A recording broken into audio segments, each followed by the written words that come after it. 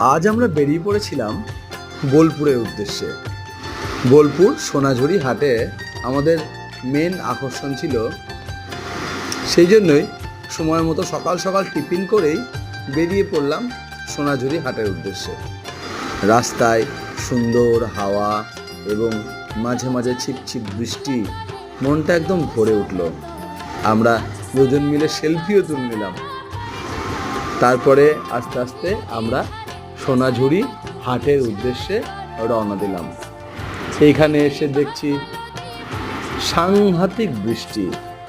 হাট সুন্দরভাবে সেজে বসেছিল, কিন্তু দেখতে দেখতে এমন বৃষ্টি, সেই বৃষ্টিতে আমাদের প্রথম দিকটা মনে হচ্ছিল যে হাট আসা আমাদের মাটিই হয়ে গেল, আর বোধহয় বৃষ্টি থামবে না।